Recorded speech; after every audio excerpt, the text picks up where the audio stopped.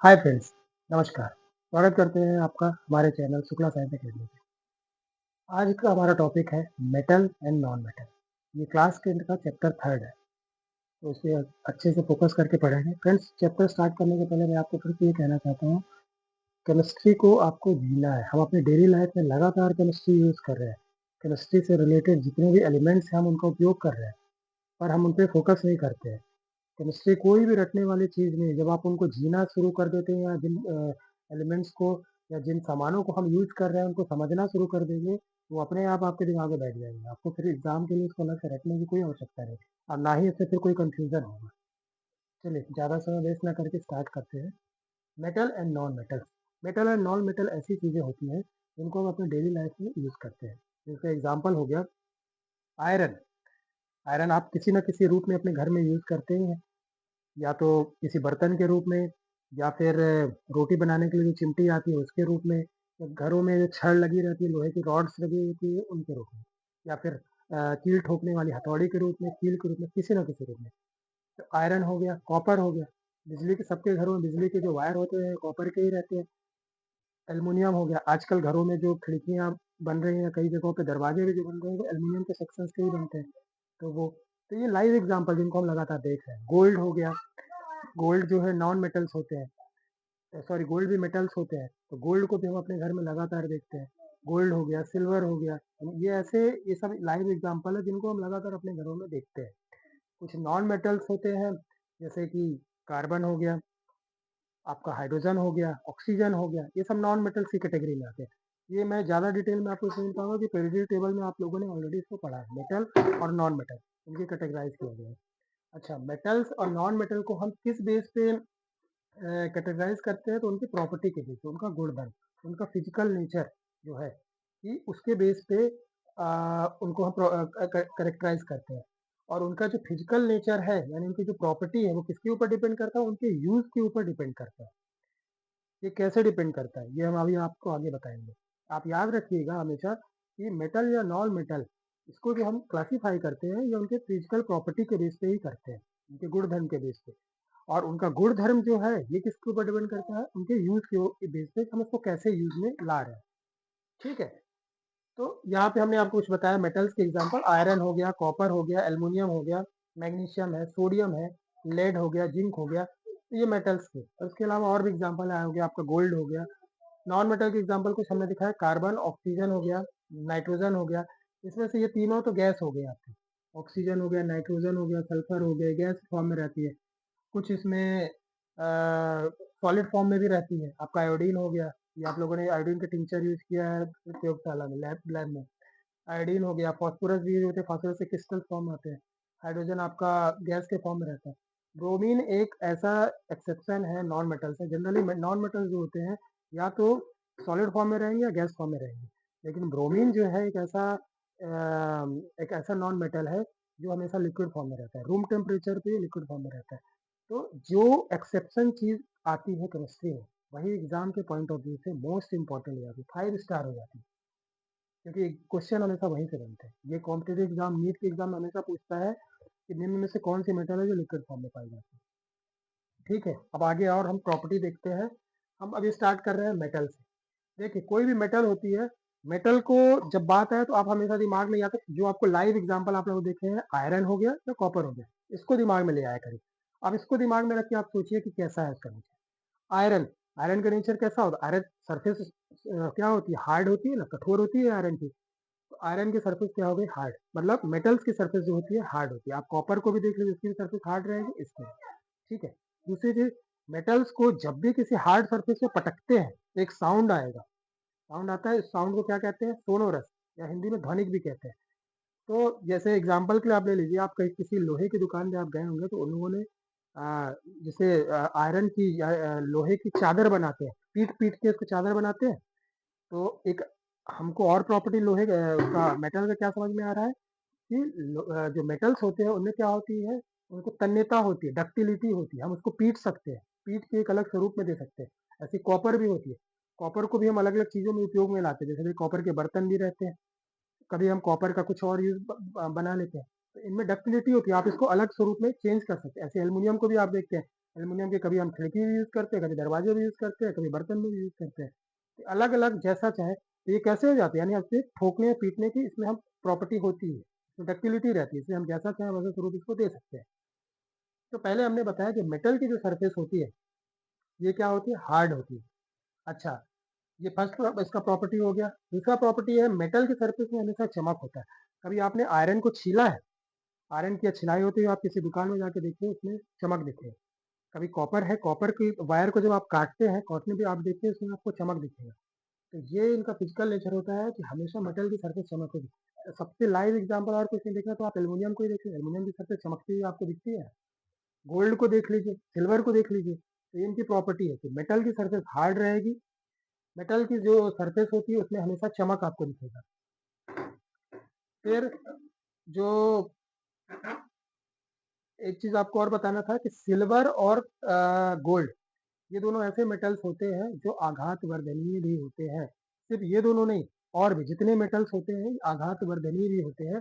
इसको इंग्लिश में कहा जाता है मैलिएबल नेचर के, जो मैंने अभी आपको बताया कि आप इसको अलग स्वरूप में कन्वर्ट कर सकते हैं। आपको ये जानकर आश्चर्य होगा कि 1 ग्राम गोल्ड को आप 2 किलोमीटर लंबे वायर में कन्वर्ट कर सकते हैं। गोल्ड का एक छोटा सा टुकड़ा आप लाइए और उसको आप पीट पीट के वायर में कन्वर्ट करिए, तो 1 ग्राम से गोल्ड को 2 किलोमीटर लंबे वायर में कन्वर्ट कर सकते हैं। अब इसका मतलब ये नहीं है कि आप अपने घर में जो मम्मी लोगों की ज्वेलरी निकाल के और उसको पीट पीट के चोरी करें, ऐसा नहीं करना है, ये आपको बता दिए। तो एक अगला प्रॉपर्टी क्या आ गया कि ये आघात वर्धनीय होते हैं, यानी मेलिएबल्स मेटल्स होते हैं। दूसरी चीज इनमें क्या होती है, डक्टिलिटी होती है, तन्यता होती है। जैसे कॉपर को आपने देखा है, कॉपर के वायर बनाए जाते हैं, उसकी इसी प्रॉपर्टी की वजह से इसकी डक्टिलिटी होती है। आपने देखा होगा जब घर बनने के लिए हम सरिया या रॉड को मार्केट से लाते हैं, तो उनका जो नेचर है, उनकी मजबूती किस चीज में बताई जाती है, डक्टिलिटी में बताया जाता है। ये डक्टाइल है या सुपर डक्टाइल है। जैसे टाटा के जो रॉड्स होते हैं वो ज्यादा फेमस होते हैं, तो सुपर डक्टाइल में कहते हैं। तो सुपर डक्टाइल यानी तन्यता होती है उनमें। यानी तन्यता मतलब क्या होता है, इसको हम कहते हैं लचक, कि लचक भी लेने पे फिर से अपने पोजीशन पे आ जाना, ऐसा ना होना कि लचक लेने पे टूट जाना। वो लचक रहेगी, वो इजिली इधर से उधर मूव कर सकती है, फिर से अपनी पोजीशन पे भी आ जाएगी। तो ऐसे रॉड जो होते हैं, स्टील्स हो गया, इनमें तन्यता रहती है। फिर खाना पकाने के हमने बता, अभी जैसे एग्जांपल आपको बताया, खाने पकाने के बर्तन जो है, ये हम या तो कॉपर के बनाते हैं या एल्युमिनियम के बनाते हैं। ये क्यों बनाते हैं, तो इसके पीछे रीजन क्या है कि इनका जो मेल्टिंग पॉइंट है बहुत ज्यादा हाई होता है। और दूसरी चीज, एक और प्रॉपर्टी इनका होता है कि ये हीट के गुड कंडक्टर होते हैं। गुड कंडक्टर यानी ऊष्मा के अच्छे चालक होते हैं। यानी मेटल्स का दो प्रॉपर्टी और सामने आया कि इनका मेल्टिंग पॉइंट ज्यादा होता है। अब मेल्टिंग पॉइंट का मतलब क्या होता है, जिसको हिंदी में गलनांक भी कहते हैं। वह टेम्परेचर जिसमें कोई भी चीज अपने मूल स्वरूप से दूसरे स्वरूप में जाना शुरू कर दे। अब उसको और इजी करते हैं, कोई भी ऐसा टेम्परेचर जिसमें कोई एक चीज सॉलिड से लिक्विड या गैस में कन्वर्ट होने लगती है, उसका एक स्वरूप हो गया, एक नेचर हो गया उसका सॉलिड, एक स्टेट हो गया उसका सॉलिड। अगला स्टेट क्या है उसका, या तो लिक्विड है या फिर गैस, ये दूसरा स्टेट हो गया। तो ये कैसे कन्वर्ट होगा, हीट देने पे कन्वर्ट होता है। तो जिस टेम्परेचर पे ये एक से दूसरे, जैसे आपने एक एग्जाम्पल बता रहा हूँ, बर्फ को आपने पानी में बदलते देखा है ना, तो वही है। तो ये हर किसी का अपना एक मेल्टिंग पॉइंट होता है, लेकिन मेटल्स का मेल्टिंग पॉइंट बहुत हाई होता है। इसी वजह से ही इसको बर्तन, आपने देखा है ना, घरों में हमारे जो खाना बनता है किसमें बनता है, एल्युमिनियम की, या तो पैंस हो गया या एल्युमिनियम की कढ़ाई हो गया उन पे, या फिर आयरन के जो कढ़ाई उनमें बनता है। तो आप कितना भी टेम्परेचर दो, कभी गलते हुए आपको दिखे या कभी मेल्ट होते दिखे, नहीं दिखे, इसका मतलब इनका मेल्टिंग पॉइंट बहुत ज्यादा होता है। आप आयरन को देखो, लोहे की राड को इतना पिटाई किया जाता है, अगर कुछ एक अलग अलग स्वरूप में लाने के लिए इतना पिटाया जाता है, तो आपने कभी इसको छू के देखा है कि कितना गर्म हो जाता है, फिर भी वो उस टेम्परेचर में गलता नहीं। तो हर किसी का अपना एक मेल्टिंग पॉइंट होता है, इसके बारे में हम आगे भी डिटेल में डिस्कस करेंगे। तो मेल्टिंग पॉइंट होता है जिसमें वो एक स्वरूप से दूसरे स्वरूप में गलना शुरू हो जाता है। जैसे गोल्ड है, गोल्ड भी आपको पता है, गोल्ड का तरल में भी कन्वर्ट हो जाता है, लिक्विड में भी कन्वर्ट हो जाता है। पर वात्या भट्टी जो होती है, ब्लास्टर फर्नेस, इसमें उसको डालने पे हाई टेम्परेचर वो होता है, उस हाई टेम्परेचर पे जाके ही वो लिक्विड में कन्वर्ट होता है। ऐसे गोल्ड आयरन जो है वो भी लिक्विड में कन्वर्ट हो जाता है, लेकिन उस हाई टेम्परेचर, और हाई टेम्परेचर क्या होता है, उसका मेल्टिंग पॉइंट। और हर मेटल का अपना एक, मेटल या नॉन मेटल, उनका अपना एक मेल्टिंग पॉइंट होता है। तो हमने ये जाना कि मेटल्स का मेल्टिंग पॉइंट भी ज्यादा होता है, मेटल्स की डक्टिलिटी भी ज्यादा होती है, मेटल की सरफेस से कठोर होती है, हार्ड होती है, और मेटल की सरफेस जो होती है उनमें चमक होता है। ठीक है। अच्छा, अब होते हैं ऊष्मा के अच्छे चालक और बुरे चालक, यानी गुड कंडक्टर और बैड कंडक्टर। ये तो हम जान गए कि मेटल जो है, मेटल का नेचर क्या है कि ये हीट के जो है कंडक्टर होते हैं। ठीक है। अब ऊष्मा के अच्छे चालक जो उनमें कौन से हैं? सिल्वर और कॉपर। ये 5 स्टार पॉइंट है एग्जाम पॉइंट ऑफ व्यू से। एग्जाम में अक्सर पूछता है कि कौन से मेटल है जो ऊष्मा के यानी हीट के अच्छे गुड कंडक्टर होते हैं। तो गुड कंडक्टर आपका कॉपर है और सिल्वर गुड कंडक्टर है। इसी वजह से आपने देखा है कि घरों में जो बिजली के वायर होते हैं ये कॉपर के ही क्यों बनाए जाते हैं। ये भी एग्जाम पॉइंट ऑफ व्यू से बहुत इंपॉर्टेंट क्वेश्चन है कि कॉपर के ही क्यों बनाए जाते हैं, एल्यूमिनियम के या सिल्वर के क्यों नहीं बनाए जाते। सिल्वर को जैसा आपको पता होगा, सिल्वर को एजी से डिनोट करते हैं। इसका नाम होता है आर्गेनियम, आपको पता है पेरियोडिक टेबल में। तो इसके क्यों, इसका रीजन है कि एल्युमिनियम जो होता है ये एक ऐसी मेटल है जो कॉपर की तुलना में हाईली कॉस्टली होता है। एल्युमिनियम भी और सिल्वर भी। सिल्वर का रेट तो अभी आप सबको पता ही है कि मार्केट में क्या सिल्वर का रेट चल रहा है इस समय। तो इस समय गोल्ड और सिल्वर में ज्यादा अंतर नहीं रह गया ये, तो इसीलिए आप ये आपको समझ में आएगा। अच्छा, लेड और एच जी। लेड और एच जी जो है ये मरकरी का है, मरकरी का सिंबल है एच जी। हाइड्राग्रावियम बोलते हैं इसको। तो लेड और एच जी जो है ये पुअर कंडक्टर ऑफ हीट होते हैं। एच जी को, मरकरी को तो आपने भी देखा है ना कि लैब में हाथ में लेके रूम टेम्परेचर लिक्विड में कन्वर्ट होने लगता है। तो इसीलिए तो ये हीट यानी इसीलिए इनका यूज जो है ना बिजली के चालक या ऐसी चीजें जिनमें हीट ट्रांसफर हो उसके लिए इनका उपयोग नहीं किया जाता है।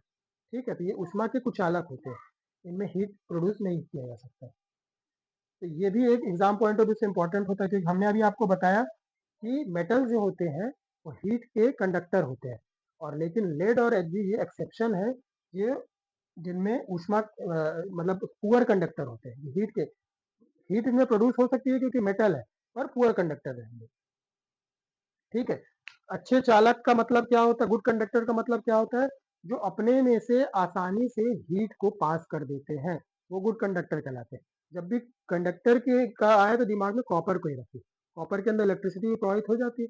आप हीट भी करें तो हीट, या एल्यूमिनियम को भी आप देखिए उसको हीट भी दे तो आसानी से हीट देने पे तब तो वो गर्म हो जाता है। अगर हीट पास नहीं होगा तो गर्म ही नहीं होगा ना।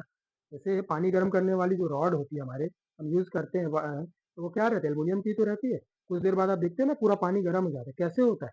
वो हीट तो जनरेट, इलेक्ट्रिसिटी हीट कर रही है किसको? आपके रॉड को। फिर वो उस रॉड से हीट जो है पानी में ट्रांसफर हो रहा है, अब तो पानी गर्म हो रहा है।